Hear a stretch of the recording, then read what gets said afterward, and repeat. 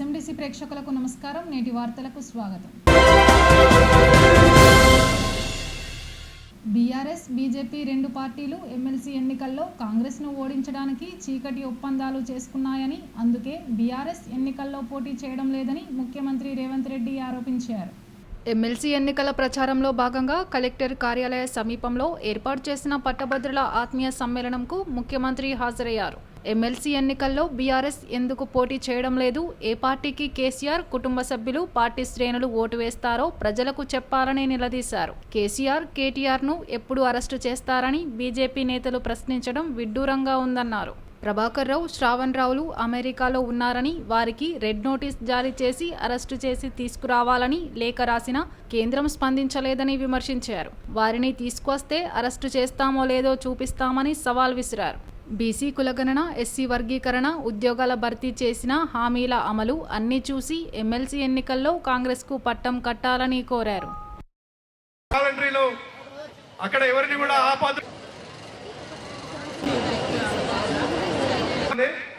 చాలా మంది కూడా పంపించారు. ఇంకో కొంతమంది ఉన్నారు. పేదల పట్ల, అందరి పట్ల మంచి ఉద్దేశం. డాక్టర్ నరేందర్ రెడ్డి గారిని గెలిపించుకొని ప్రమోషన్లు లేవు, బదిలీలు లేవు, ఉద్యోగ అవకాశాలు లేవు. మంచిర్యాల శాసనసభ ప్రాంత ప్రజలు అదృష్టవంతులు. ఎందుకయ్యా అంటే మీరు ఒక్క ఓటేసి ఎమ్మెల్యేని అనుకుంటే మీకు ఇద్దరు సేవకులు వచ్చింది 24 గంటలు ఎప్పుడు నిరంతరం మిమ్మల్ని కాపాడుకోవడానికి. మీరు ఓటేసింది ప్రేమ్ సాగర్ రావు గారికి అయితే వారు 16 గంటలు పనిచేస్తే మీకోసం రోజుకు 24 గంటలు పనిచేసే సురేఖమ్మ గారు జిల్లా పార్టీ అధ్యక్షులుగా, మీ సోదరిమణిగా మిమ్మల్ని అందరినీ నిరంతరం మీ కుటుంబ సభ్యురాలుగా కాపాడుకుంటున్నందుకు వారిని అభినందిస్తున్నా. మీరు అదృష్టవంతులు అని చెప్పి ఈ వేదిక మీద నుంచి నేను చెప్పదలుచుకున్నా. మిత్రులారా, ఇవాళ ఈ వేదిక మీద నుంచి ఇక్కడికి వచ్చేసిన మిత్రులనే కాదు, ఈ సమావేశాన్ని చూస్తున్న తెలంగాణ రాష్ట్ర నలుమూలలో ఉన్న వాళ్లకు, ముఖ్యంగా ఆదిలాబాద్, నిజామాబాద్, కరీంనగర్, మెదక్ జిల్లా పట్టభద్రుల ఓటర్లను గుండె మీద చేయి పెట్టుకొని ఆలోచన చేయమని నేను విజ్ఞప్తి చేస్తున్నా. ఇవాళ ఈ ఎన్నికల బరిలో ప్రధానంగా కాంగ్రెస్ పార్టీ నుంచి నరేందర్ రెడ్డి గారు ఉంటే, భారతీయ జనతా పార్టీ నుంచి వారు ఒక అభ్యర్థిని నిలబెట్టారు. ఈరోజు ప్రధాన ప్రతిపక్ష పార్టీ బీఆర్ఎస్ గురించి ఒక 2 నిమిషాలు మాట్లాడుకుందాం. ఇవాళ ఈ ఎన్నికల్లో వాళ్ళకి అభ్యర్థి లేడు, ఈ ఎన్నికల్లో పోటీ చేయలేదు. కానీ హరీష్ రావు గారు, కేటీఆర్ గారు, టీఆర్ఎస్ నాయకులు కాంగ్రెస్ పార్టీని ఓడించండి, కాంగ్రెస్ పార్టీని మీరు ఎట్లనన్నా చేసి కింద పడేయండి అని వాళ్ళు విజ్ఞప్తి చేస్తున్నారు. మరి నేను ఈ వేదిక మీద నుంచి పట్టభద్రులను అడుగుతున్నా, బీఆర్ఎస్ వాళ్ళు మమ్మల్ని ఓడగొట్టమని చెప్తున్నారు. మంచిదే, మీ కోపం, మీ పగ ఈ పట్టభద్రులు అర్థం చేసుకుంటారు. కానీ మీరు ఎవరిని గెలిపించమని చెప్తున్నారని నేను అడుగుతున్నా. మీ అభ్యర్థి ఎవరు? మీ అభిమానులు కానీ, మీ పార్టీ నాయకులు కానీ ఎవరికి ఓటేస్తారు? ఇదే మెదక్ జిల్లాలో హరీష్ రావు గారు ఓటరు, చంద్రశేఖరరావు గారు ఓటరు, కేటీఆర్ గారు ఓటరు, కవిత గారు ఓటరు.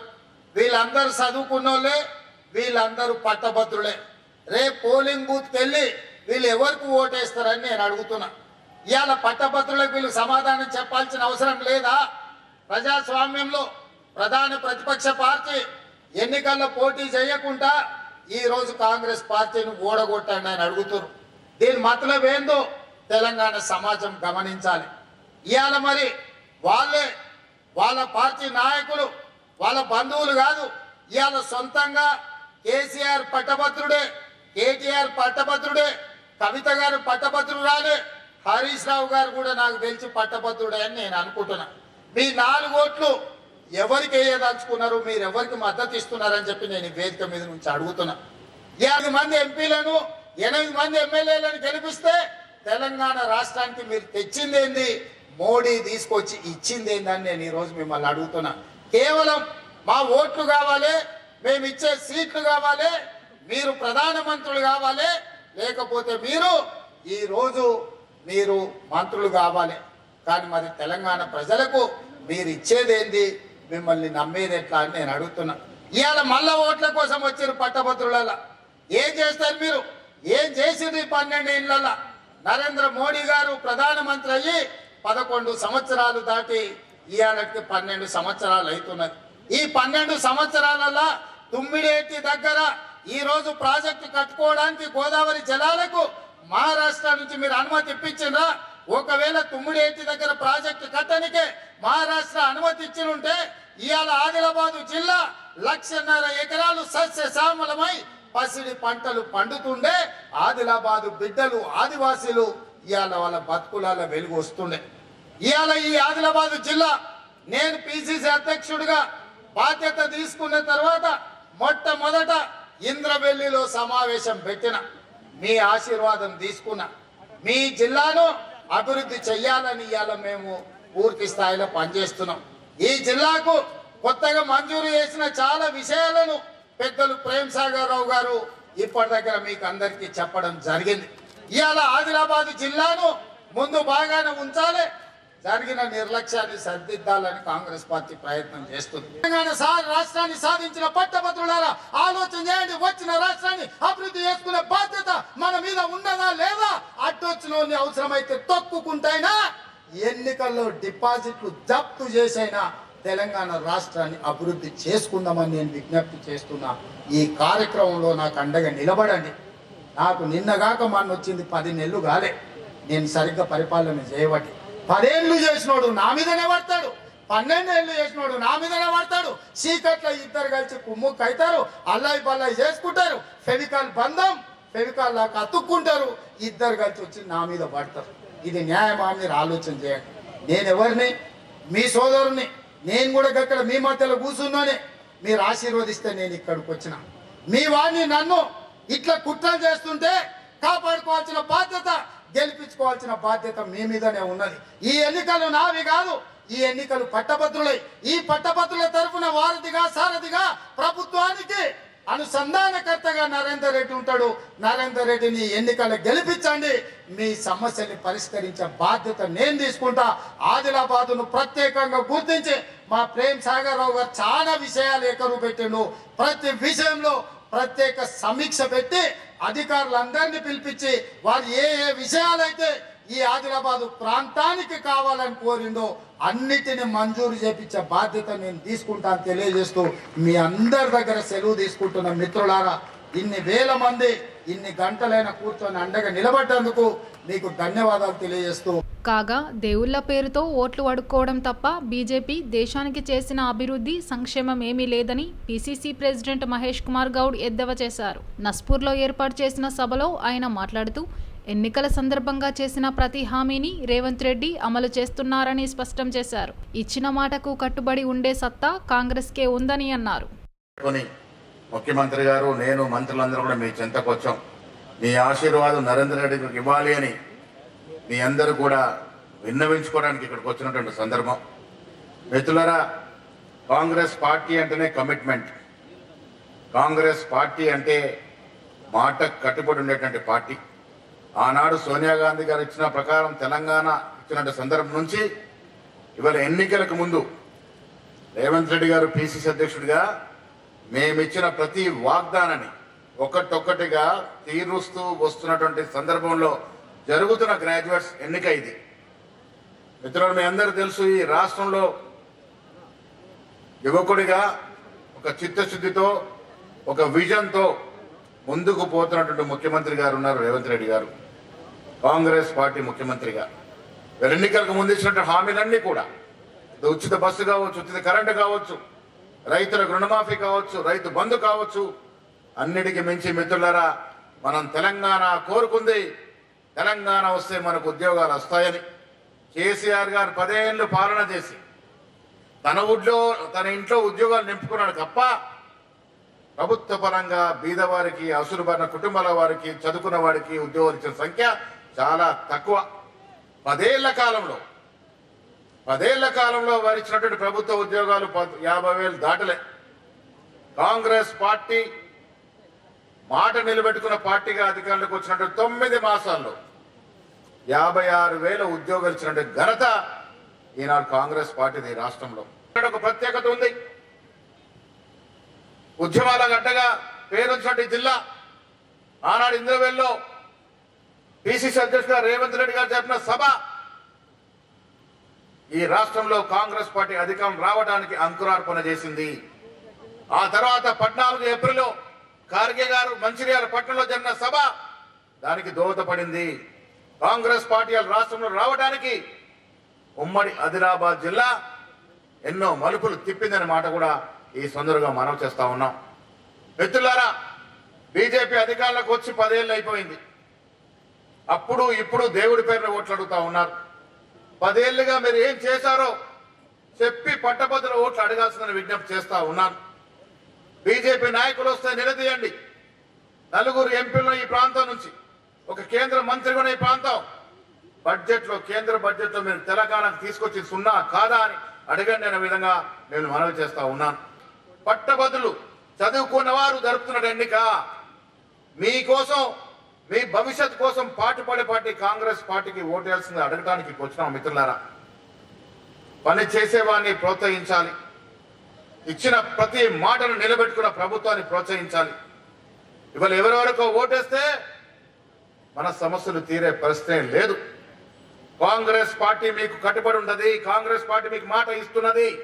భవిష్యత్తులో పట్టభద్రుల యొక్క భవిష్యత్ అంతా కూడా కాంగ్రెస్ పార్టీ నెత్తినేసుకొని ముందుకు పోతుందనే మాట కూడా ఈ సందర్భంగా మనవి చేస్తా ఉన్నాను. నడపడమే కాకుండా అందరికీ చేదురువాదం ఉన్నటువంటి వ్యక్తిగా మీ ముందు నిలబడి ఉన్నాడు.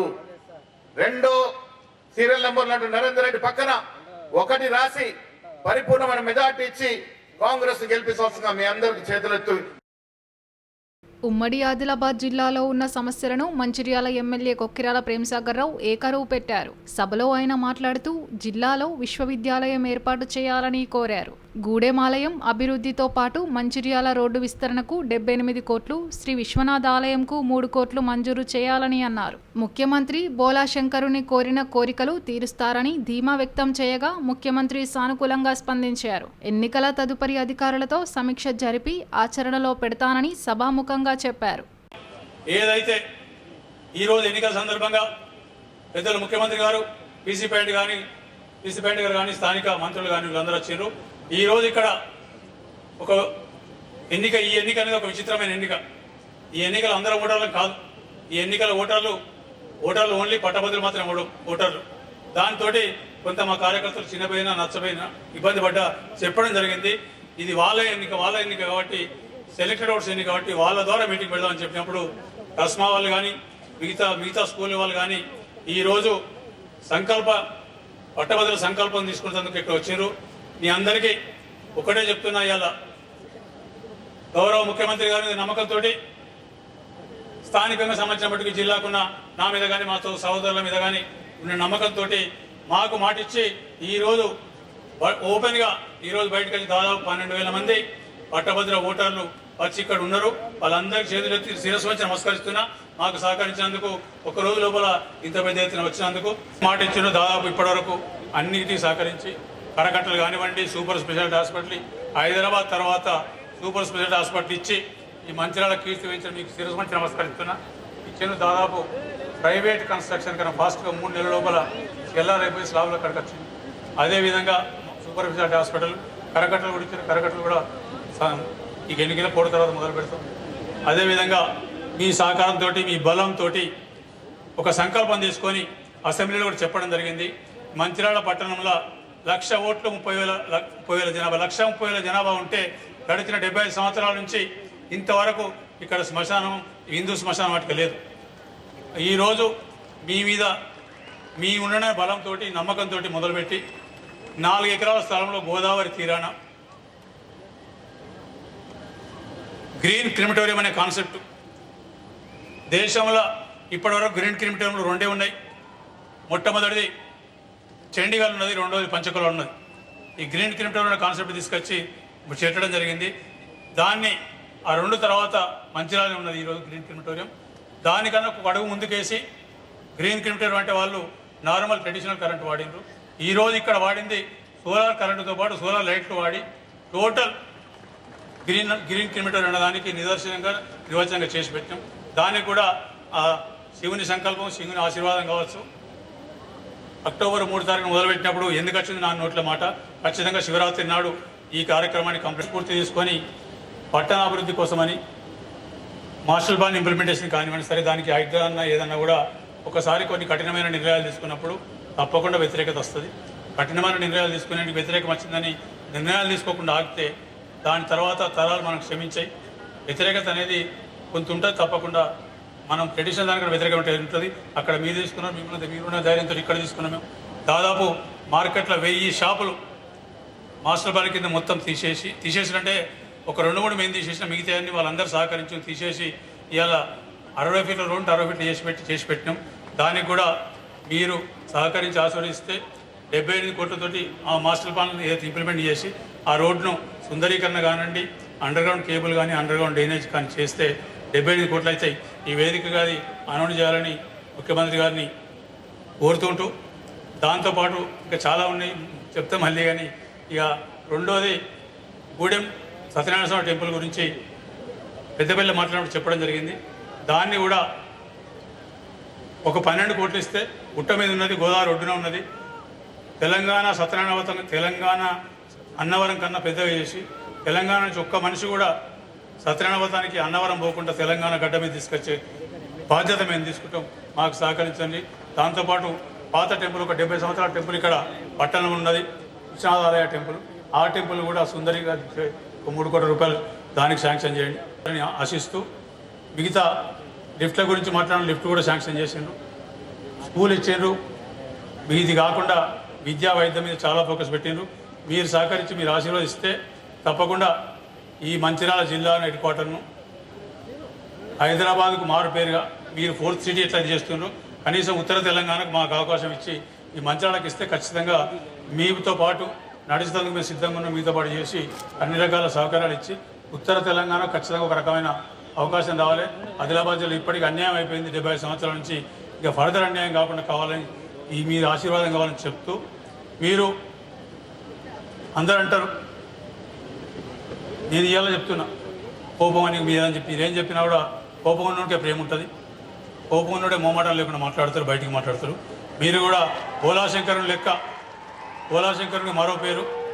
ఖచ్చితంగా బోలాశంకరుడు ఎట్లయితే వరాలు ఇస్తాడో ఈ వరాలు ఇచ్చి ఈ మంచిర్యాల జిల్లాను, మంచిర్యాల పట్టణాన్ని, ఉమ్మడి ఆదిలాబాద్ జిల్లాను కాపాడాలని కోరుతూ, పట్టభద్రుల ఎన్నికల్లో తనను గెలిపిస్తే ప్రైవేటు ఉపాధ్యాయులు పట్టభద్రుల సమస్యల పరిష్కారంకు కృషి చేస్తానని కాంగ్రెస్ అభ్యర్థి నరేందర్ రెడ్డి అన్నారు. సభలో ఆయన మాట్లాడుతూ ప్రైవేటు ఉపాధ్యాయులకు సొంత ఖర్చుతో 3 లక్షల జీవిత బీమా పాలసీ చేయిస్తానని ప్రకటించారు. ఉపాధ్యాయులకు కనీస వేతనాలు అందేలా యాజమాన్యాలతో చర్చిస్తానని భరోసా ఇచ్చారు. ఈ కార్యక్రమంలో మంత్రులు దుద్దిల్ల శ్రీధర్ బాబు, సీతక్క, ఎమ్మెల్యేలు గడ్డం వినోద్, గడ్డం వివేక్, ఎడమబొజ్జు, ఎమ్మెల్సీ విఠల్, మాజీ ఎమ్మెల్సీ పురాణం సతీష్, కనీస వేతనాల committee chairman Janak Prasad, MLC అభ్యర్థి నరేందర్ రెడ్డి పాల్గొనగా సభకు కొక్కిరాల సురేఖ అధ్యక్షత వహించారు. ఈ రోజు ఇక్కడ మరి పెద్ద సంఖ్యలో పట్టభద్రులందరూ కూడా మరి ప్రేమ్ సావర్కర్ రావు గారి ఆధ్వర్యంలో మరి వారి అడుగుజాడల్లో మనమందరం నడుస్తూ ఈరోజు ఇంత సంఖ్యలో హాజరైనందుకు సంతోషపరుస్తూ, ముఖ్యంగా మరి మీతో నాకు అనుబంధం మంచిర్యాల పరిసర ప్రాంతాల వారితో గత 25 సంవత్సరాల నుంచి ఉంది. ఇక్కడ మంచిర్యాలలో మేము కళాశాల స్థాపించి సుమారుగా 25 సంవత్సరాలు.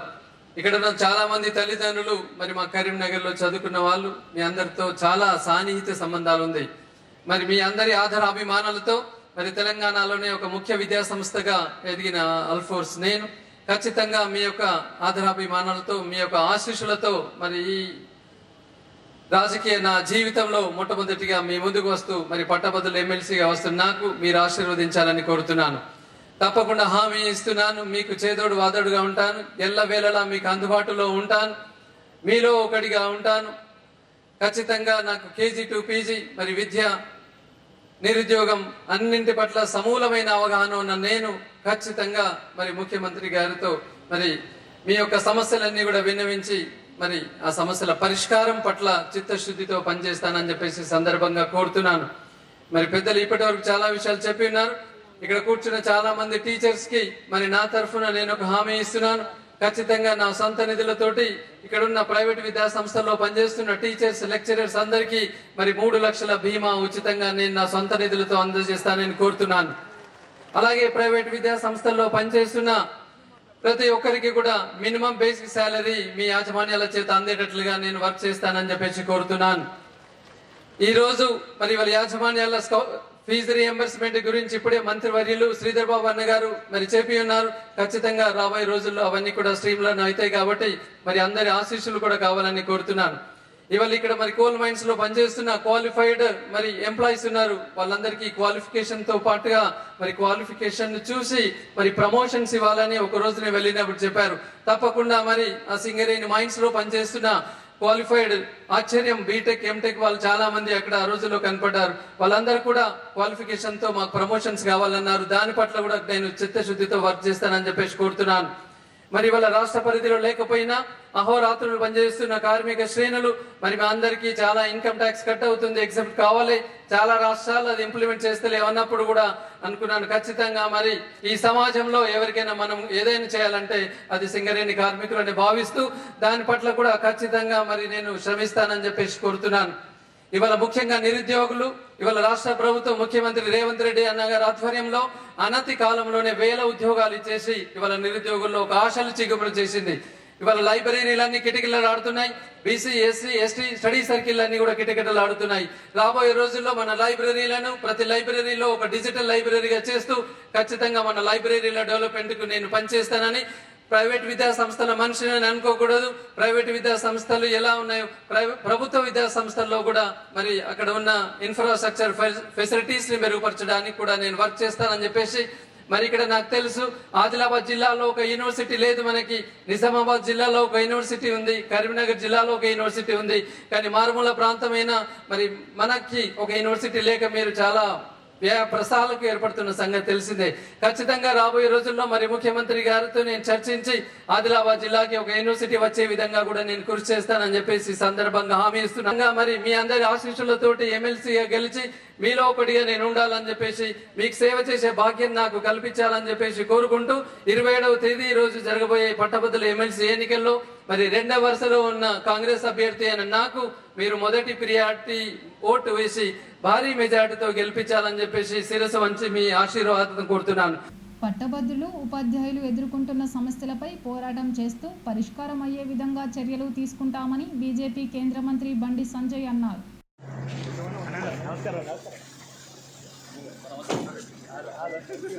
కోరుతున్నాము కామారెడ్డి ఎమ్మెల్యే వెంకటరమణారెడ్డి గారిని, అదేవిధంగా గ్రాడ్యుయేట్స్ ఎమ్మెల్సీ అభ్యర్థి అయిన అంజిరెడ్డి గారిని వేదిక మీదకి రావాల్సిందిగా కోరుతున్నాం.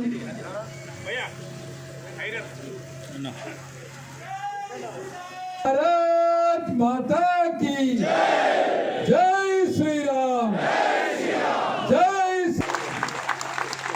అదేవిధంగా ఒకసారి కళతగా కళ్ళతోటి స్వాగతం పలకాల్సిందిగా కోరుతాము.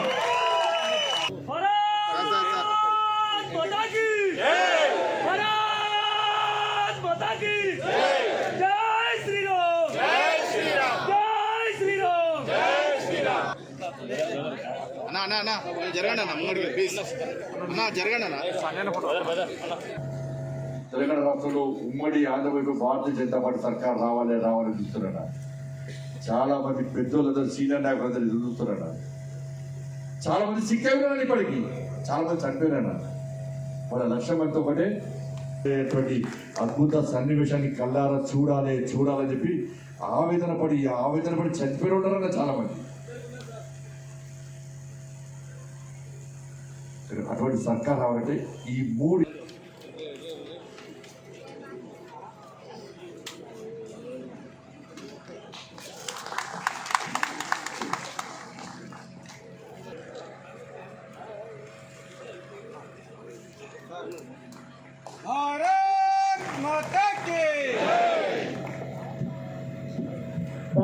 మట్టిసాల కుటుంబ సభ్యులందరికీ కూడా నా యొక్క పాతాభివాదన తెలియజేస్తా ఉన్నానని సందర్భంగా మనం చేస్తాం. చాలా పెళ్లిళ్ళు ఉన్నాయి, ఇళ్లలో వివాహ శుభకార్యాలు ఉన్నాయి. నిజమైతే ఒకసారి భారత్ మాతకి చేయాలి, 2 చేతులు ఉపయోగించి. Very good. ఈ రకంగా మన దగ్గర పనిచేస్తున్నారన్నా చక్కటి వాతావరణం లోపల ఎక్కడికి. ఇప్పుడు తెలంగాణ రాష్ట్రంలో నాయకులందరూ ఒకటి లక్ష్యం, ఈ ఎమ్మెల్సీ గెలవాలి, లోకల్ బాడీ ఎన్నికల్లో మీ అందరిని గెలిపియాలి. నెక్స్ట్ వచ్చే శాసనసభ ఎన్నికల్లో 80% భారతీయ జనతా పార్టీ జెండా ఎగిరాలి. కసితున్నామన్నా. ఇలా తక్కువ ఓట్లున్న కార్యకర్తలు మీకు 2 చేతులు జోడించి మొక్కుతున్నాడా? మీకుండు కరీంనగర్కి. నా కరీంనగర్ పార్లమెంట్లో, పెద్దపల్లి పార్లమెంట్లో ఎక్కువ ఓట్లు ఉన్నాయన్న. ఇంత రమణారెడ్డి గారు చెప్పారు, ఇక్కడి నుంచి అక్కడ దాకా ఈ మంచిర్యాల నుంచి సిద్దిపేట దాకా దాదాపు 1,60,000 ఓట్లు ఉన్నాయన్న. 2,60,000 ఓట్లు ఉన్నాయన్న.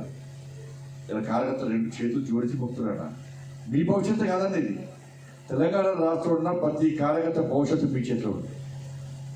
ఆ కార్యకర్తలు ఏడుతున్నా మంచి అవకాశం ఇది. మాకు ఎలక్షన్ తక్కువ ఓట్లు 5,000 ఓట్లు 10,000 ఓట్లు ఉన్నాయి. ఇలా 30,000 ఓట్లు ఉన్నాయి. ఇక్కడ 30,000 ఓట్లు ఉన్నటువంటి ఈ మంచిర్యాల్, చెన్నూరు, బెల్లంపల్లి కార్యకర్తలకు 2 చేతులు జోడించి మొక్కుతున్నామని చెప్పురన్నా. మీరు ఓట్లేసి గెలిపిస్తే ఇలా వాళ్ళ భవిష్యత్తు కూడా బాగుంటుంది, పార్టీ భవిష్యత్తు బాగుంటుంది, మీ భవిష్యత్తు బాగుంటుంది. వాళ్ళందరూ వేడుకుంటున్నాను. మీ అందరినీ కష్టపడి పనిచేయమని రిక్వెస్ట్ చేస్తున్నాను. వాళ్ళు ఇది అంజరెడ్డి గారికి సంబంధించిన ఎన్నికలు కావు, బండి సంజయ్కి సంబంధించిన ఎన్నికలు కావు, రమణారెడ్డి గారికో, రామచంద్ర గారికో, రమణరావుకు సంబంధించిన ఎన్నికలు కావు. ఇవి తెలంగాణ భారతీయ జనతా పార్టీ కార్యకర్తల భవిష్యత్తుకు సంబంధించిన ఎన్నికలు అనేది. 25 ఉన్నానా అంతకంటే మీరు ఏం పని చేయకండి. కేవలం మీకు ఇచ్చిన 25 ఓటాలు 27 సాయంత్రం 5 గంటల 4 గంటల లోపు మీరు ఓటేసే బాధ్యత మాత్రమే మీరు. ముఖ్యమంత్రి గారిని మేము అడుగుతున్నాం. ముఖ్యమంత్రి గారు రేపు మంచిర్యాలకు వస్తున్న సందర్భంగా మా ప్రైవేటు కాలేజు యాజమాన్యం కరెస్పాండెంట్లు ఫీజు రియంబర్స్మెంట్ కాక అప్పులు తెచ్చి ఇవాళ ఇబ్బంది పడుతున్నారు. మేము రేపు ముఖ్యమంత్రి గారి సమీక్షంలో అందరికీ ఫీజు రియంబర్స్మెంట్ ఇవ్వడానికి ముఖ్యమంత్రి గారు మంచిర్యాలకు వస్తున్నా అని అడుగుతున్నాం. స్కూల్లో పనిచేసే టీచర్లకు, కాలేజీలో పనిచేసే టీచర్లకు ఉద్యోగ భద్రత లేదు. కోవిడ్ అప్పుడు మనం చూసాం, పాండమిక్ అప్పుడు, కరోనా వచ్చినప్పుడు అందరికంటే ఎక్కువ ఇబ్బందులు పడ్డది ప్రైవేట్ స్కూళ్ళు, ప్రైవేట్ కాలేజీల యొక్క యాజమాన్యం. ఉద్యోగ భద్రత లేదు, ఆరోగ్య భద్రత లేదు. మరి ముఖ్యమంత్రి గారు రేపు ప్రైవేట్ స్కూల్, ప్రైవేట్ కాలేజు లెక్చరర్లకు, టీచర్లకు హెల్త్ కార్డ్స్ ఇవ్వడానికి ముఖ్యమంత్రి గారు మన మంచిర్యాలకు వస్తున్నారని మేము అడుగుతున్నాం. ఇలా ముఖ్యమంత్రి గారికి తెలుసా అసలు మరి రేపు స్కూళ్ళు, కాలేజీలు అన్నిటికీ సెలవు ప్రకటించాల్సినంత అవసరం వచ్చిందా అని అడుగుతున్నాం. ఈ జిల్లాలో చదువుకున్న వాళ్ళు చాలా మంది ఉన్నారు. 30,500 మంది గ్రాడ్యుయేట్ ఓటర్స్ ఉన్నారు. ఇక్కడ గ్రాడ్యుయేట్ ఓటర్స్ ఇంతమంది ఉన్నారు. కానీ ఎంత సిగ్గు అనిపిస్తుంది అంటే మంచిర్యాల జిల్లాలో ఒక్క ఇంజనీరింగ్ కాలేజీ మంచిర్యాల జిల్లాలో.